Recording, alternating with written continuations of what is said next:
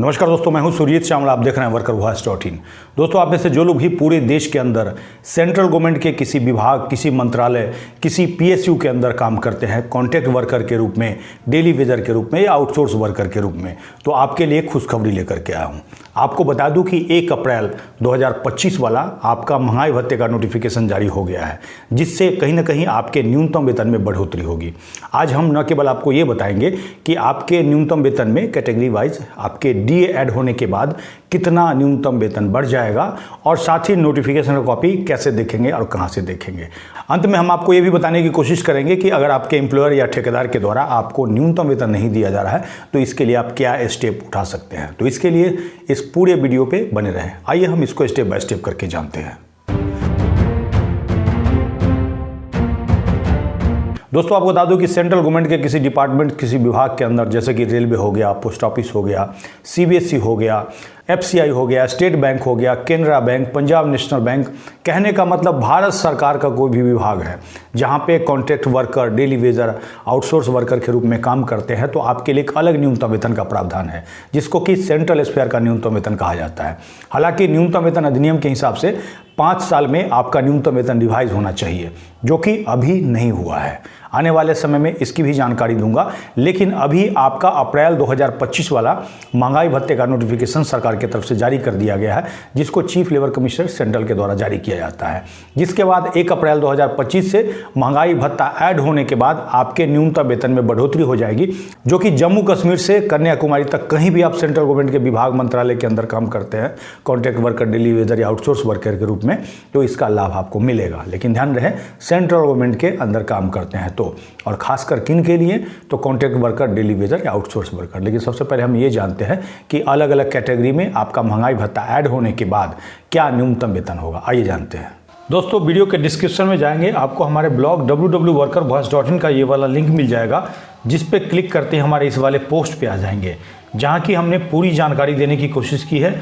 और जैसे ही नीचे आएंगे तो आपको यहाँ टेबल के माध्यम से 1/5/2025 से सेंट्रल गवर्नमेंट के अंदर काम करने वाले कॉन्ट्रैक्ट कर्मचारी, आउटसोर्स कर्मचारी, डेली वेजर आदि को कितना मिलेगा, अलग अलग कैटेगरी वाइज के हिसाब से यहाँ बताया हुआ है।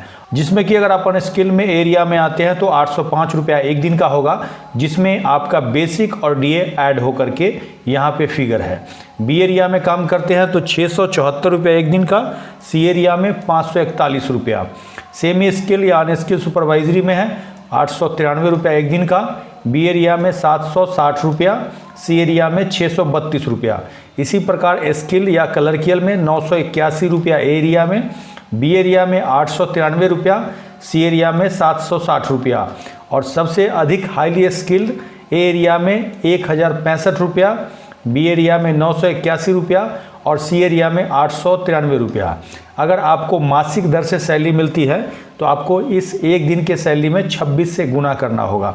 जिसके बाद अनस्किल्ड में आते हैं तो एरिया में 20,930 रुपया, बी एरिया में 17,524 रुपया मासिक और सी एरिया में 14,066 रुपया मासिक से कम नहीं होगा। सेमी स्किल अनस्किल सुपरवाइजरी में 23,218 रुपया मासिक एरिया में, बी एरिया में 19,760 रुपया, सी एरिया में 16,432 रुपया। इसी प्रकार स्किल या क्लर्कियल में है तो एरिया में 26,506 रुपया, बी एरिया में 23,218 रुपया और सी एरिया में 19,760 रुपया। इसी प्रकार हाईली स्किल में है तो एरिया में 27,690 रुपया मासिक, बी एरिया में 25,506 रुपया, सी एरिया में 23,218 रुपया। अगर आप इसका नोटिफिकेशन डाउनलोड करना चाहते हैं तो पोस्ट के लास्ट में नोटिफिकेशन पीडीएफ कॉपी मिलेगा, इस पर क्लिक करेंगे। क्लिक करते ही इस तरह आपके सामने इस प्रकार से नोटिफिकेशन का कॉपी होगा। अब जैसा कि हमने जो दर बताया, अगर आपको 1 अप्रैल 2025 से आपके ठेकेदार या प्रिंसिपल एम्प्लॉयर के द्वारा नहीं दिया जाता है तो ऐसे में आपको क्या करना है, एक ईमेल या एक आवेदन के माध्यम से अपने मुख्य नियोक्ता को आवेदन देना है, जिसमें कि जो नोटिफिकेशन हमने बताया उसका कॉपी अटैच करना है और कहना है कि इस दर से हमें 1 अप्रैल 2025 से मिलना चाहिए, जो कि ये है। और 15 दिन के अंदर अगर सुनवाई नहीं होती है तो अपने एरिया के रीजनल लेबर कमिश्नर सेंट्रल के पास लिखित शिकायत कर सकते हैं। जितना आपको कम दिया जा रहा है उसके 10 गुने हर जाने की मांग कर सकते हैं। लेकिन ध्यान रहे, जब भी आप शिकायत करें उसका रिसीविंग जरूर लें।